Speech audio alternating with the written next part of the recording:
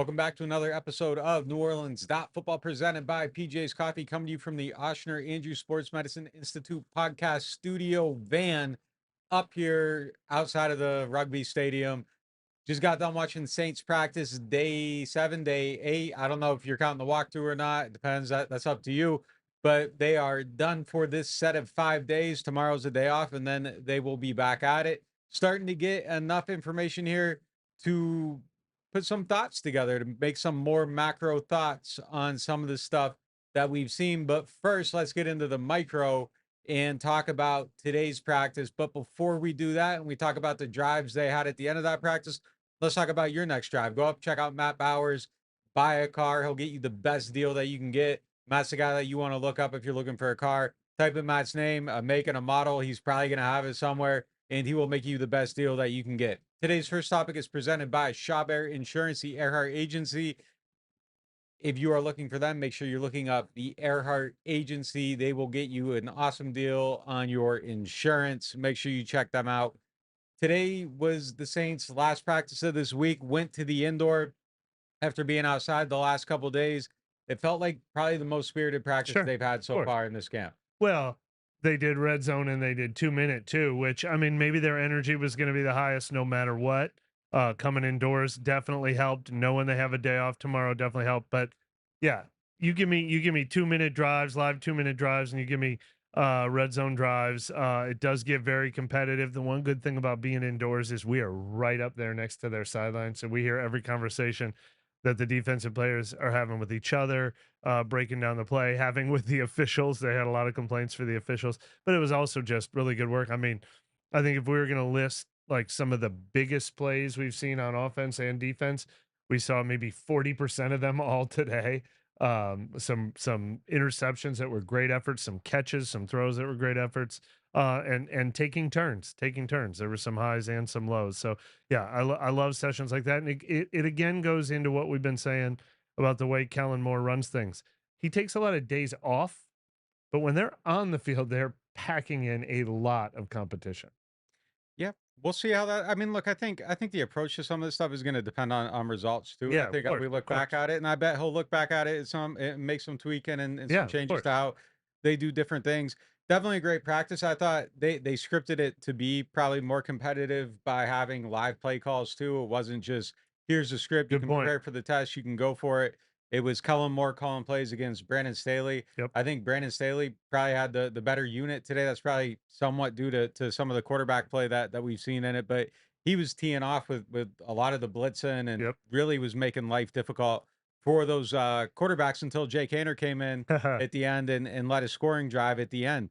Really though, a good practice, a good little 5 day stretch here. I thought yesterday was a little bit better for the quarterbacks too than it had been in some of the other days outside of the Rattler interception, and then today was just overall a really great practice. And I think we're probably going to expect the defense to win more of these competitive battles until really the offense gels overall, and I think that's still definitely a work in progress so far. Defense better win. I mean, that's where they have more talent, more investment stacked up. I think it'd be concerning if like Rattler and Shuck were throwing all over the defense. You know, I mean, we just talked yesterday about Kool-Aid McKinstry being one of the standout players in camp. The edge rushers are having a good camp. So yeah, I mean, they're a little more stacked on that side of the ball. Are they? I mean, against the quarterbacks, I mean, not getting picked apart. Yeah, I mean, I mean, so adding the quarterback, but like you think that I would say they have more talent on offense, but the quarterback is sure, is the missing sure, piece of but it. that's Yeah, I would 80% I of would the say equation. I would say their defense is probably more depleted league wide than like talent for talent versus team for team. I think the quarterback thing is obviously Fair, that's the engine of the car, but I think the body of the car is pretty solid on fair. offense. And look, since they're not tackling, I think this offense is going to try to survive by running the ball, stubbornly sticking with the run game, not asking the quarterbacks to make or break them. And it just doesn't really set up in practices like this to establish the run, hammer away at them with the run. And that's where this Saints offense would have the biggest advantage against the Saints defense, I think. But I was thinking of it more from a passing game Yeah, yeah, standpoint yeah. that I don't expect these quarterbacks to carve up this defense. Yeah, no doubt. Yeah. Yeah, I mean, I think if the quarterback was good, we'd probably feel different about like, I don't mean the quarterback's bad, but I mean, if it was like a fully developed, Yeah. delivered top 10 Yeah. NFL quarterback, I think we'd probably feel bad about what we're seeing on defense more so than we have. I think the defense has looked okay. They're definitely I think the pass rush is coming together a little bit better than I thought it would overall. Again, you got some young players on the O line, so it's you don't know necessarily how much everything stacks together, but Staley's plan is certainly more aggressive than I think DA's was at the end of his tenure. At the beginning of DA's tenure, Yeah. probably until about 3, 4 years ago, they were very, very attacking, and you see more of that with Staley. I just like that brand of Yeah. football better. There's definitely a math test that you can put together and a math problem you can create for the offensive line with the simulated pressures and showing 7, dropping them, only sending 4, creating mismatches through confusion, but I like just some just like, "Hey, we're gonna send 5 and you're gonna have to try to block all of them." I like some of I that. spent about 30 minutes talking with Staley after practice today and teased to the story I'm going to write later. But it's funny because I was asking him, okay, explain, this in the simplest terms. It can't be as easy as Chase Young and Carl Granderson and Cam Jordan are making it out like they're just thrilled to be able to attack from an edge rushing spot, have the space, have the one-on-one um, matchups against the tight end. So, what's the downside of this scheme? And he's like, I'm not sure. He was so funny, but the quote I did love is if you want those edge players to be the tone setters for your defense, the difference makers for your defense, then you have to put them in a position to set the tone and make a difference. It's clearly a hallmark of his approach. Yeah, and you see it, like, it just looks like it, and it's a little more fun to watch. Yeah, it's I just definitely like more fun to I just watch. like seeing guys creating pressure instead of and look, again, this is the way the league's going, and there is a math problem, and you can think through it, and it's if you're dropping 7 and sending 4 and you're creating confusion with how you're sending the 4, you're probably gonna have a lot of success, but if it's not working consistently, you're gonna be scratching your head at the end of it, and I just think that the math wasn't working for them. Look, talent deficiency probably creates some of it too, and when you don't have Hall of Fame pass rushers all over your defensive line, you probably need to send that extra guy now and then. And we're seeing more of that. And I just like it. I think it makes sense for this team. And I think we're seeing some results with it. It was really hard for these quarterbacks to throw the ball at Yeah, times today, especially when they got into the 2 minute and you knew they were going to throw the ball. And then Staley was just all out attacking, and you saw the difference there. And again, I think some of that's processing, especially when you get down to Tyler Shuck. I think he was having some problems with that aspect of it. But best practice of the summer, I feel like we're starting to see more come together.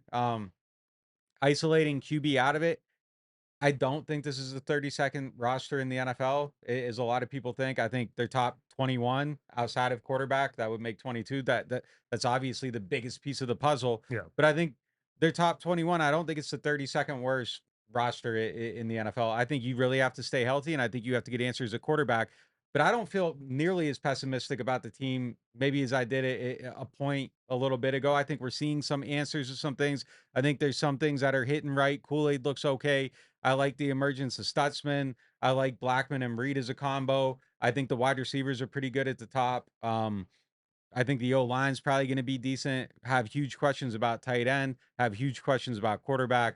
I think they could still potentially, have a long season. But I think some of these things that you're hoping to be like, hey, is this going to be fun to watch this year? Is Kool-Aid going to be? Yeah, I think it is. I think Alante is going to be fun to watch.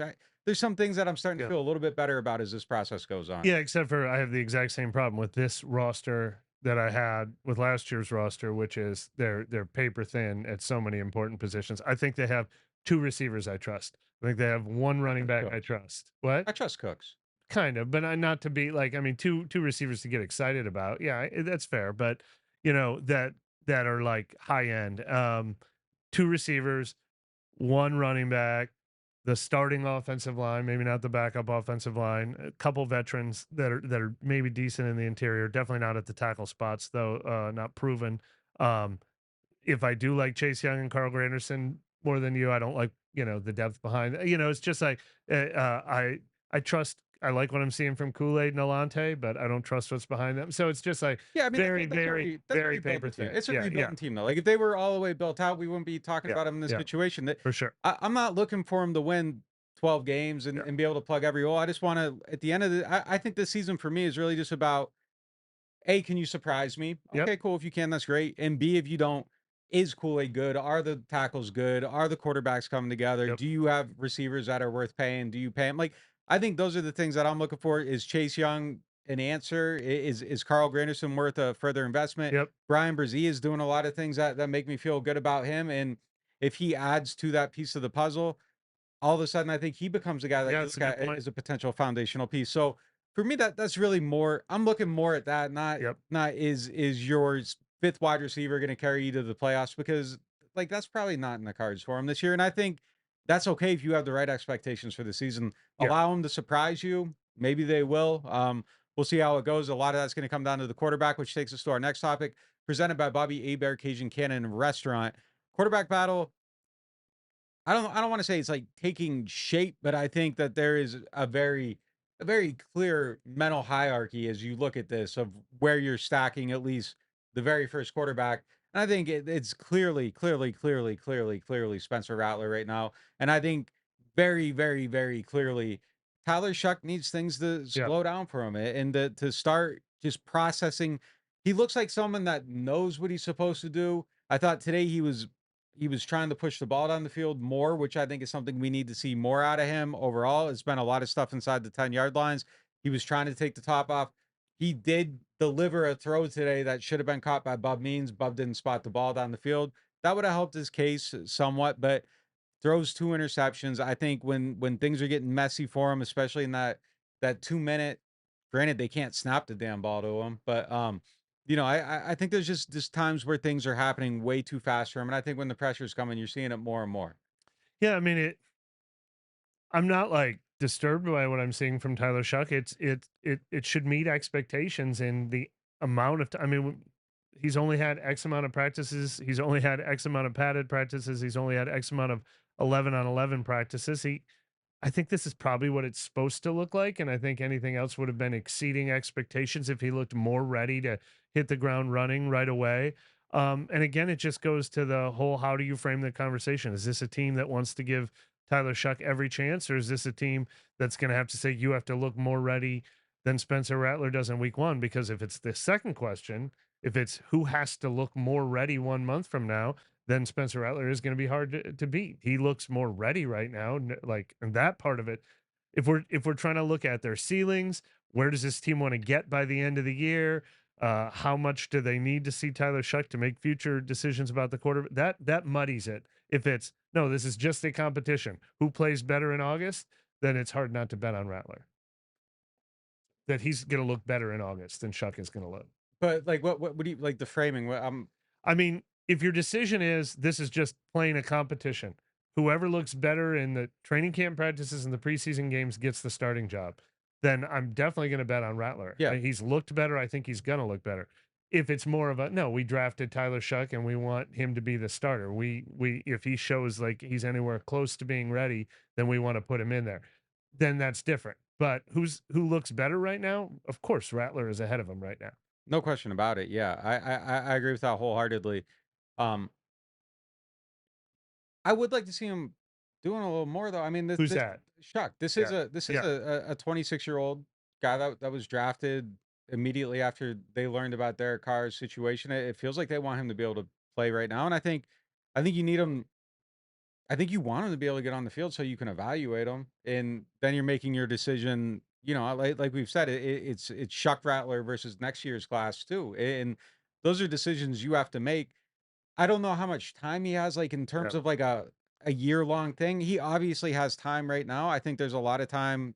I said it on our last show that we had to redo it, and we had talked about it on the first one, but then I reiterated the point that we were both making is that, like, there is obviously time for him to put it together. Like, it's not red alarm or anything like that. Right. I think I think you do look at it, though, and it's like you've done the soft credit pull for some level of concern at this point, because we are a No week into question. the process. No question. You aren't doing the hard one that goes on your credit report, but you are looking, you open the letter and put it in to see what the offer is at least. And then you go from there and you decide if you want to finance it or not. But like I am at least a little bit, it's seven Of practices course. and there isn't anything where I've been like, hey, he's working toward it.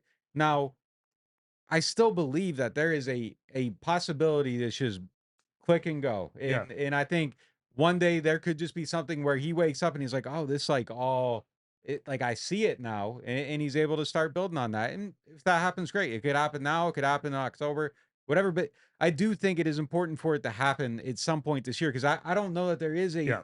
a 2 3 year process with the guy that you picked 40th. No, it's a really good point. The league has a.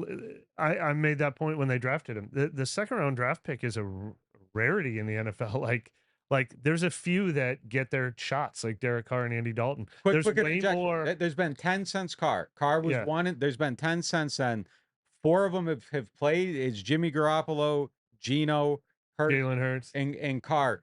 Two of them didn't make their name with their original team. So Yeah, it's about a 20% chance of like these hitting and guys having don't. the patience for it to work. Kyle Trask is more common. Tampa Bay took him second as an heir apparent to Tom Brady, but they never wanted to mess around and give him a chance. They signed Baker Mayfield instead. It's way more common in this league to not give these guys a chance, or the ones that do, third round picks, even first round picks, even Mac Jones, Kenny Pickett, Desmond Ritter, Malik Willis, like they get one chance and not even a whole season Great sometimes, point. and they teams move on from you quickly. So yeah, the clock is ticking on Chuck. He can't redshirt this season and at the same time convince them not to draft one next season. Like it's unfortunate for young quarterbacks. Look, I Well, if he redshirts this, it's gonna be Spencer like making the case. And true, look, true. Well, he's Spencer Spencer's a could. year younger. Yeah, Spencer yeah, could like yeah, it's just yeah, they drafted a guy at 40. He has to get on the field this year to really have a real shot at doing something. And I think his chance will potentially come. But yeah, unless Spencer goes out there and just and absolutely kills wins. it, Yeah, and that's not impossible either.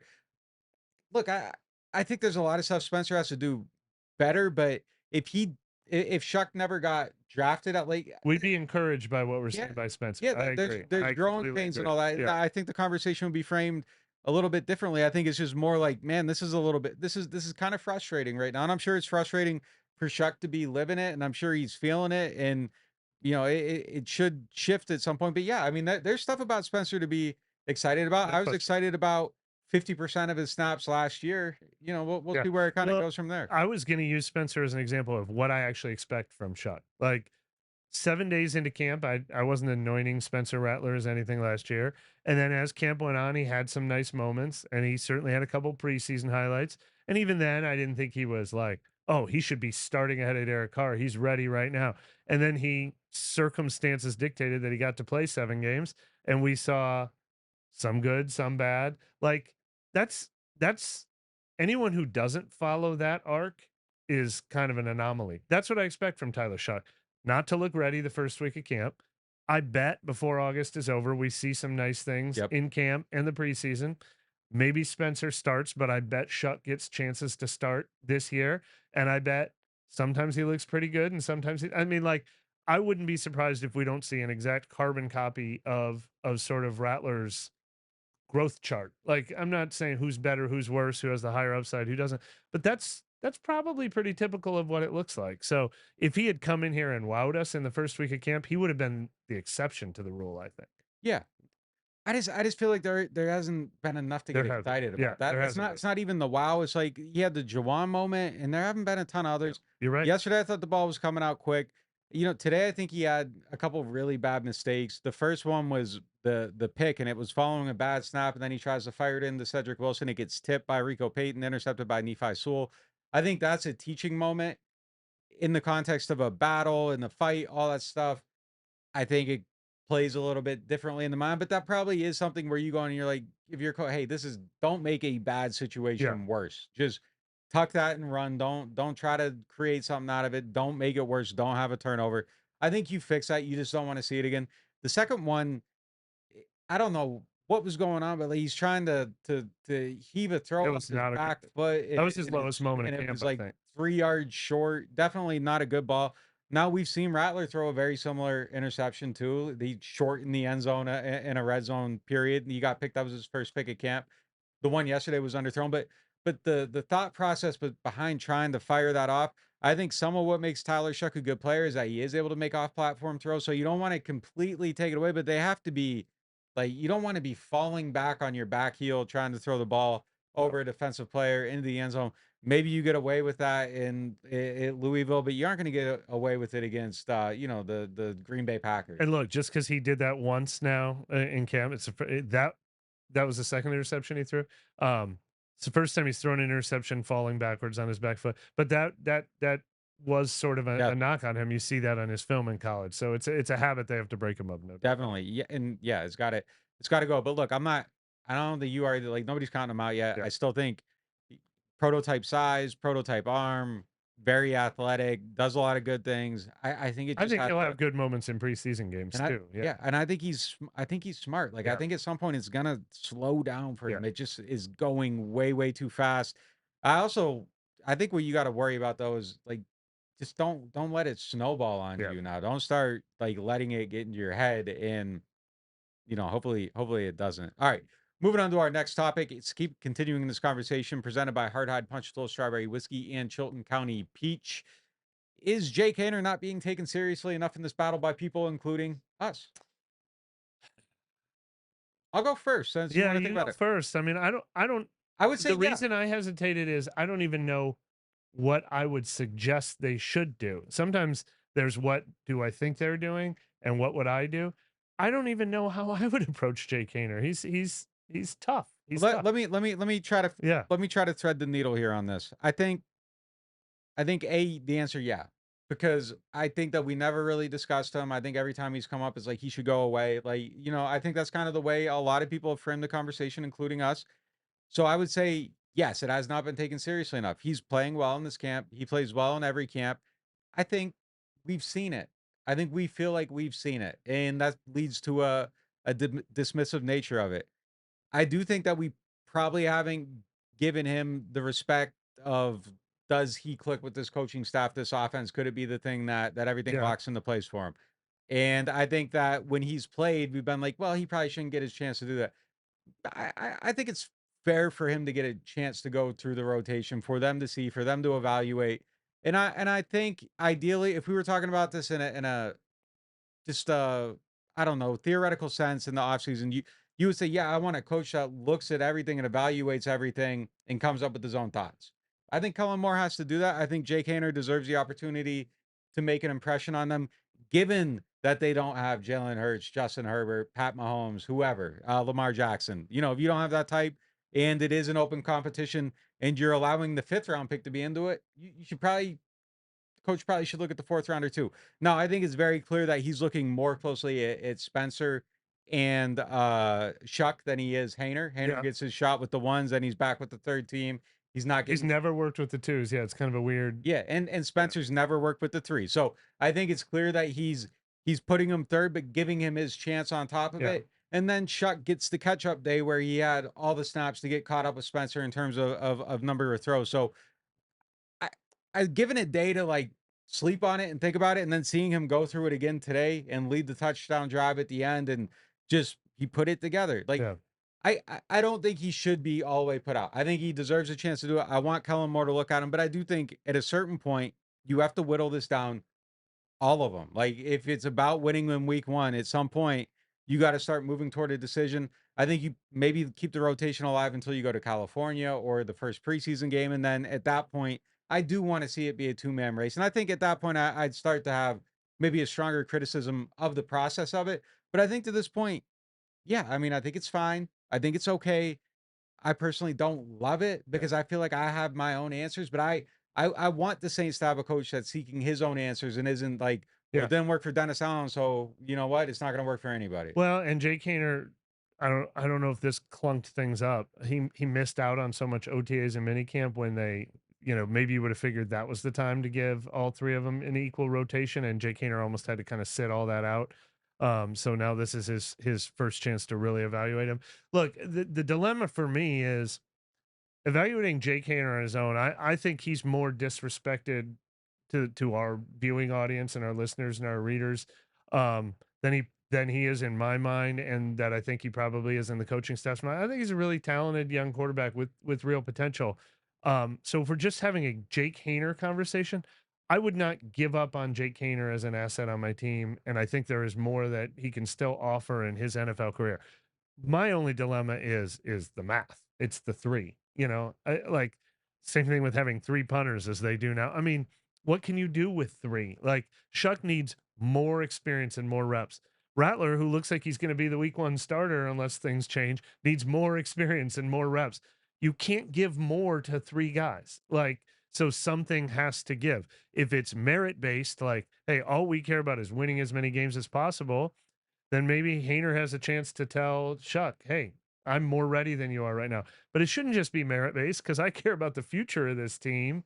And I want to develop Shuck for later this season, or to know what I have in him, or for next year because of the investment I just made in him. Like there is so much more than just like evaluating Jake Haener on its own. It's like, well, the more time we spend with Jake Haener, are we spending less time with Tyler Shuck? And I think anytime they're spending less time with Tyler Shuck, it's hurting this team.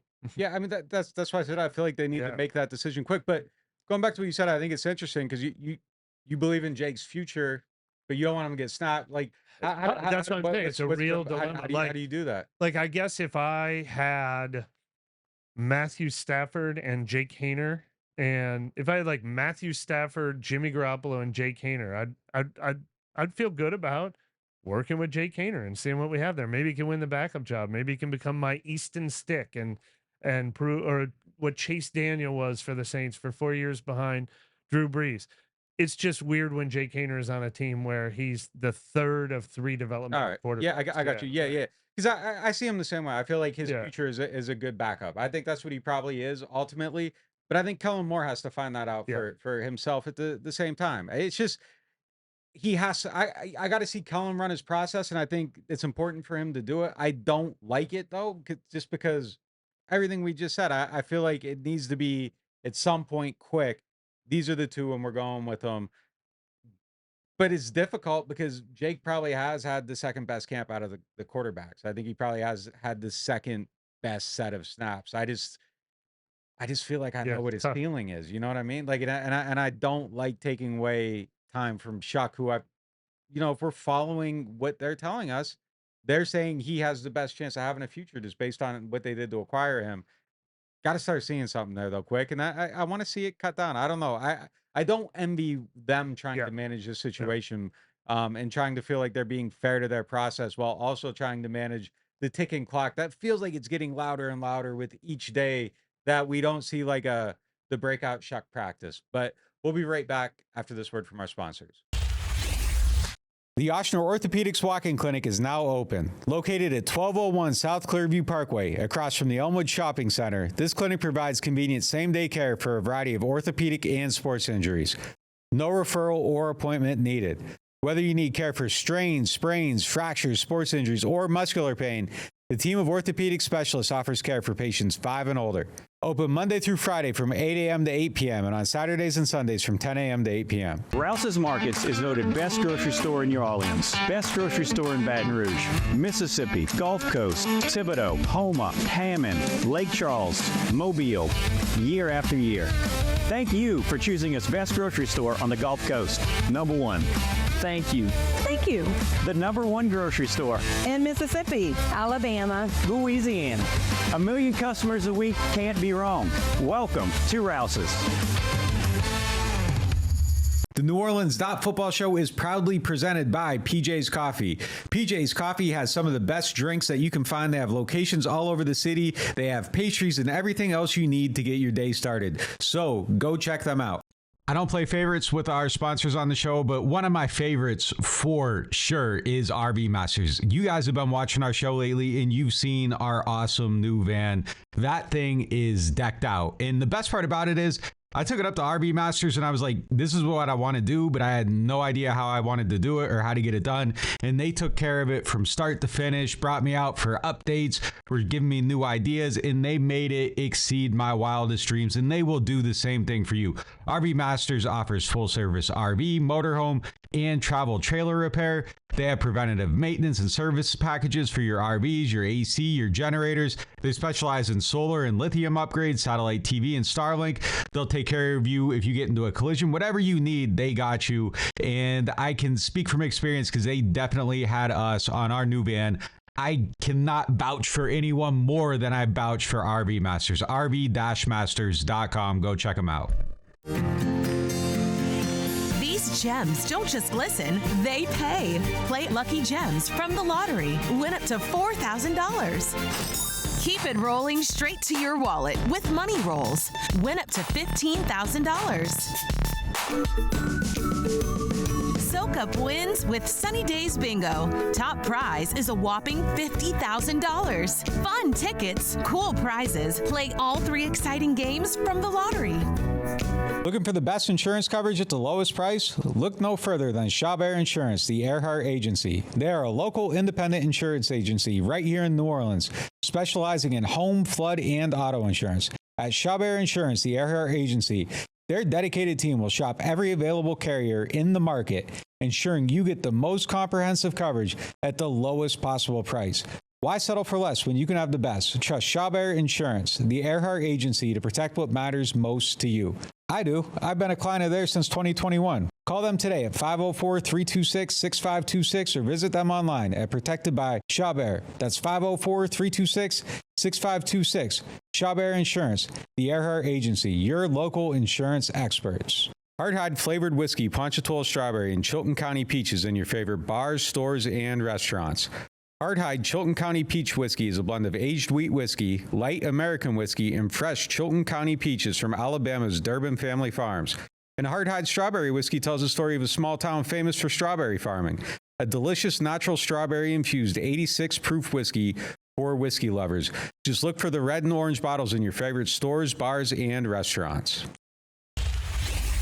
Welcome back to NewOrleans.Football, presented by PJ's Coffee. Our next topic is coming to you courtesy of Aaron Rose. Who do you feel like is the biggest sleeper right now to make this team? Who's your guy? Who's your dark horse? Who's your number one? Sleeper to make the team. To make the team. To make the team. I don't think this is my biggest sleeper, but I just want to talk about him because he had such a good practice today, and it's a name that I don't think is on a ton of fans' radars, and that's Chris Rumph. The defensive end had a really good practice, and I think every day that Isaiah Foskey is not finally having his breakthrough moments, and Chris Rumph is the one who was drafted by Brandon Staley and then brought here by Brandon Staley and obviously fits a Brandon Staley scheme. Boy, he sure seems like he's making a path toward making this roster. And I don't even know if he counts as a sleeper based on his NFL experience, but I don't think he was a name that was on a lot of radars for people listening to us, probably. No sleeper? That doesn't count, you're saying? You said it didn't count. Okay. But you disqualified your answer. Well, because I don't have anybody. Mike disqualified it, right? He did. Yeah, all right. DJ says yeah. Does Terrell Burgess count? I've said him 100 times. Like I do not yet have like the undrafted. Like I know you. I don't have an undrafted guy. Yeah. Oh, I thought you were gonna say Torricelli Simpkins. I don't know. I mean, yeah. Got to see a little bit more. I don't have one of those yet, so that's why I had to pick like a Chris Rumph or a Terrell Burgess. Chris Rumph would have been a fine answer, but you took it out. So oh man, you killed yourself. Well, you know what's funny? We do our top 21 roster rankings every year too and stuff. It's so funny how you think of a guy who was on a different team. Like Rumph was probably there like Tano Passanio or something like that, but he's new to this team. Like if he was on the Chargers, no one would call him a sleeper. They'd be like, yeah, you mean the guy who's been the number 3 defensive end for the last 4 years playing all these snaps? But he feels like a newcomer that's a long shot to make the roster just because he's new. But he's established among one of the most important decision makers. All right. So you don't have no sleeper. You're the Rumph, but you have the awake Rumph pick. All right, I'll take an undrafted rookie, James Burnip. He just became more of a sleeper today when they added a third. I'm going to say my name unless we'll get back to that.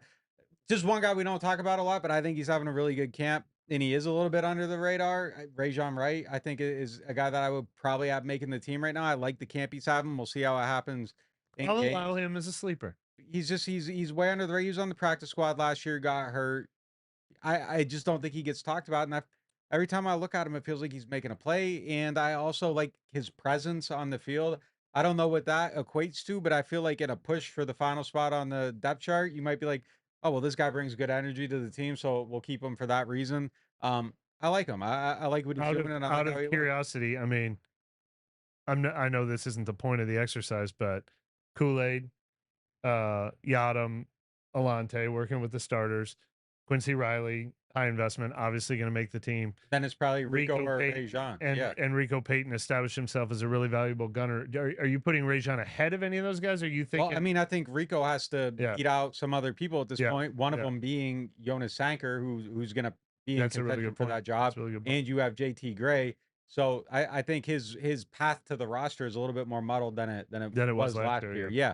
Still really good at that job. Still has a chance. Still possibly could be on there for a million other special teams roles as well as cornerback. But yeah, I feel like that was kind of stepped on a little bit with that pick. You brought up the punters though, and I mean that's not on our script, but it's maybe the most interesting thing that happened right now going on with the team. 3 punters on the roster, which is crazy. I've never seen 3 punters on an NFL roster at the same time. Phil Galliano like has to be like a kid in candy store right now, just with like he's gonna get to watch this battle play out and see how it happens. And he gets that another guy who was mixed without losing one. I mean, you got 90, so I don't hate it. Yeah, I don't hate it at all for one reason, which is, I mean, I've been screaming from the rooftops in all of our mock drafts 2 years in a row. Please start taking this position seriously. Like this has been, and even you could even go back to Blake Gillikin having a down year. It's been like 4 years in a row now where this team has had like a bottom 3 punting output in the NFL. So start taking it seriously, start making real investments in it. I said they should have used one of their late draft picks on a punter. I love that they got Burnip, who was one of the top guys in this class. So I love that they're taking the position seriously, but I do have a hard time believing that. I mean, hopefully they do this for a week. You got to whittle it down to 2, right? Very quickly, yeah. If it's a 3-way tie, that means then none of them are that good, right? It's a crazy thing to see. If you want to put them through the paces for a couple days, cool. Yeah. You do have 90 spots on the team. This is another one of them things where like Kellen Moore seems to be the person that like every time someone would get up in arms about a training camp signing, I'd be like, they have 90 guys. Like 14 of them don't matter. Like they're just here to practice. And this is a very like, there's 90 guys. You can take one more for a punter. And one of these guys might actually make the team. Yeah. There are some guys on the 90-man roster that don't have a shot of making the team. The punter they just signed today has a shot of making the team. Yeah, it shouldn't be hard to get from 3 back down to 2. Like that has to happen. That has to happen kind of fast. But for the time being, it is what it is. But it's crazy to see 3 punters on one team. I don't think I've ever seen it before. I'm sure it's happened somewhere, but this is a wild. I will give you one third level thought that I had on the punters. When I saw that they were auditioning the punters, I was like, I thought Burnip looked good in practice, and I haven't noticed Hayball screwing up. And then I was like, and Hayball's been killing it as Blake Grupe's holder. There were a couple times where he had to grab a snap, and Grupe's only missed 1 kick all camp. And I thought, oh, I wonder if Burnip is doing a bad job as the holder because Charlie Smith has missed a lot of kicks. But today they let Burnip hold for grouping. He went 5 for 5 and he made one from 51 and 53. So they don't look like they're concerned with Burnip's holding. So I don't know what it is because I didn't think those punters were doing a bad job and they had to bring someone else in. But look, that is a position where, it should be an open audition because they need to be better at that position. All right, moving on to our next topic presented by the Louisiana Lottery. Anyone that you got circled is that you would draft for your fantasy team right now? Well, last year I wrote all over the place, draft Shaheed, draft Shaheed, draft Shaheed. The year before that, it was draft Juwan Johnson, draft Juwan Johnson. And I haven't hit on this in a while, but I mean, I'm going right back to the Shaheed well. If other people have been burned by him and they don't think he's a special receiver, injury is the only thing that's going to stop him from putting up top 2 wide receiver production. I think people probably look at him the same way they look at other teams, like number 3 deep threat guy or but I think this is more of sort of like a Darnell Mooney in Atlanta situation, if not better. Like I think the price that you can get Shaheed for is probably ridiculously low. Yeah, the value makes it worthwhile. I think there is one other thing that can hold him back, and it's the quarterback. Yeah, which could make the Saints a situation where they don't have anybody that's really worth playing in fantasy, depending on how that situation goes, or maybe, one. I don't know. We're going to get into that part of it in the next part of the show right after this quick word from our sponsor. Big news from the home team. Introducing our newest sponsor, the Mortgage Brothers. With over 30 years of combined experience, the Mortgage Brothers are the quarterbacks of home lending, calling the right plays to get you across the goal line.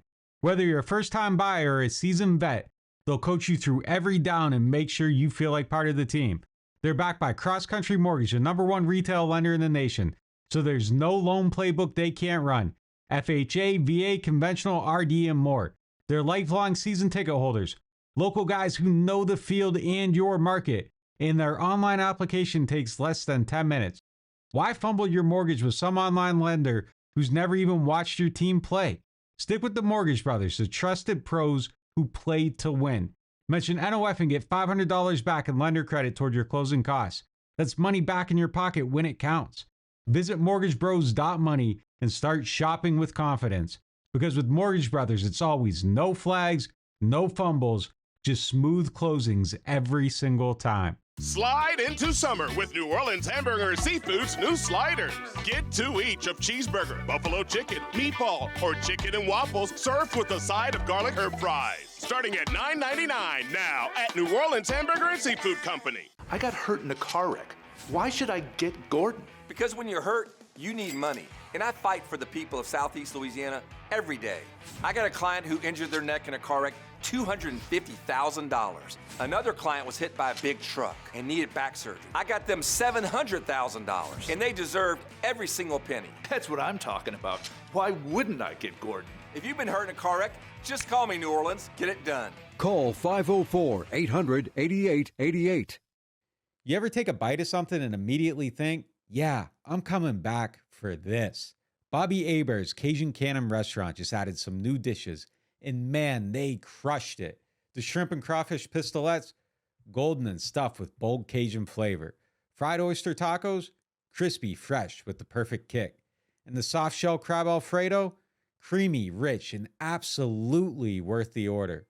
They're open 7 days a week, and they deliver late. Bobby Hebert's Cajun Cannon Restaurant. Delicious food, superior service. Whether you are a local New Orleanian or a fan in town for the game, get your pre- and post-game fired up at Aaron Rose. Local chaos and local love for the black and gold. Wake up and live with daily drink specials, mimosas, screwdrivers, Bloody Marys, and hot or frozen Irish coffees, all just $3 or $4 between 10 a.m. to 2 p.m. Aaron Rose, half a block from Bourbon Street in the French Quarter, 811 Conti Street. Attention Saints fans, don't let pests and termites invade your home field. Trust the team at Red Pest Solutions to tackle those unwelcome visitors.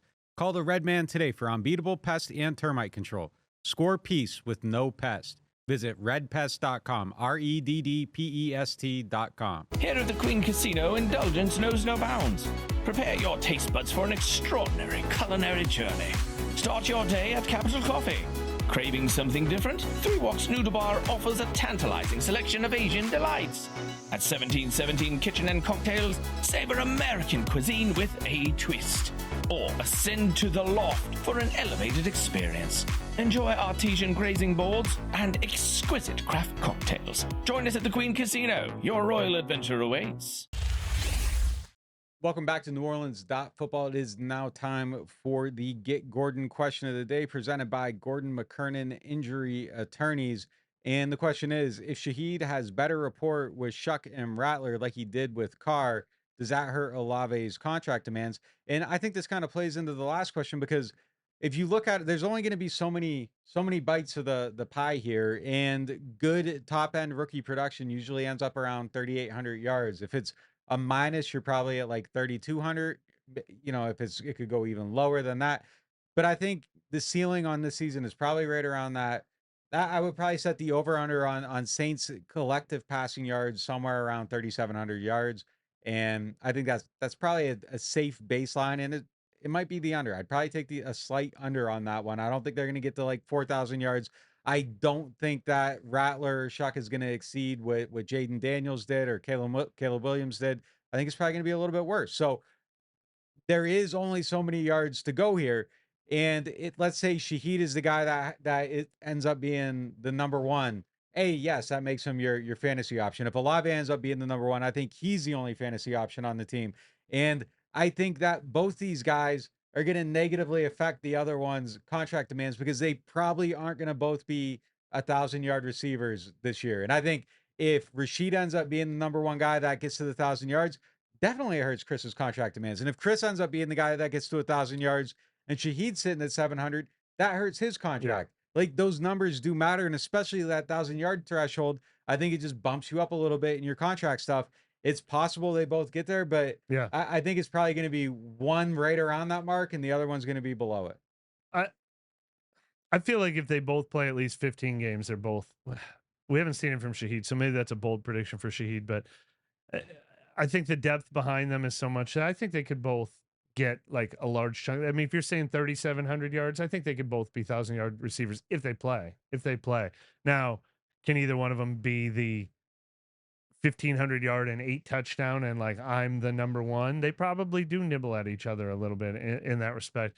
I mean, obviously we see so many other offenses around the league where number 2 receivers have been getting paid, whether it's Devontae Smith or Jalen Waddle or T. Higgins. But yeah, this is not going to be the high volume passing offense where that's Brandon Ayuk, another one.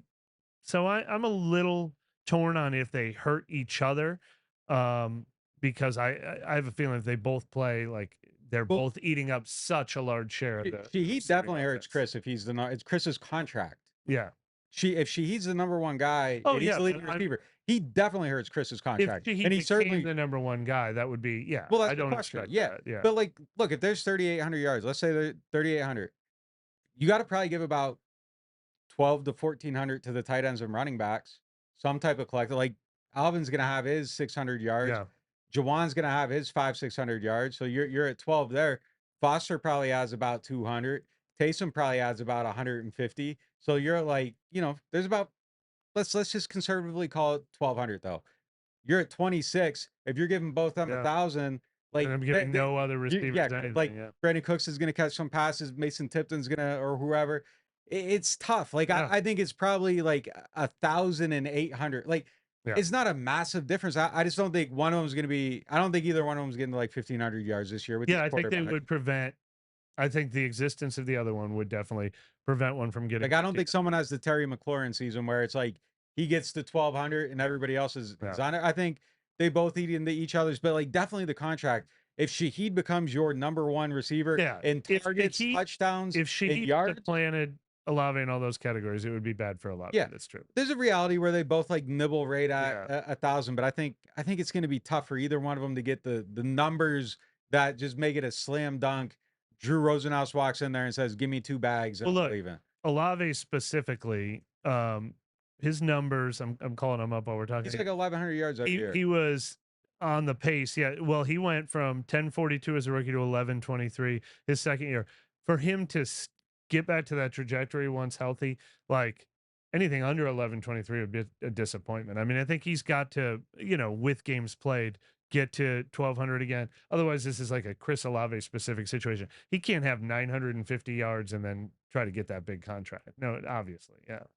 Yeah. I mean, I can't put it on him though. Like as necessarily like a blanket statement. It's a disappointment if he's under 1,100 yards. It's a disappointment because I think our listeners are going to hate me for saying this, but like I think Derek Carr provided significantly more steady quarterback play than what they're going to get this year. So I think there's a certainly a reality where you got to go to JJ Watt and get your contacts. Like that might be that the quarterback plays worse and that just brings everybody down, but he still plays really, really well. So you do need context in some of those conversations. So, but if he only has 950 yards this year, then he waits another year to get paid. Like, then he smartly waits another year to get paid. If he only has 950 yards this year and they don't find a way to improve that quarterback situation, the Saints probably aren't ready to pay a wide receiver because they don't have a quarterback to support him.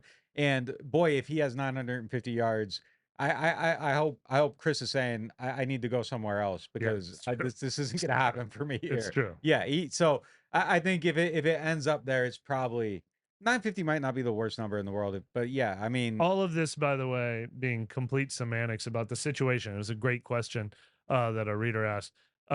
If Chris Olave doesn't end up in New Orleans, I want to be the team that provides his next landing spot. There is zero question about how talented he is. Yeah, no question about that. That doesn't even need to be said. Yeah. All right.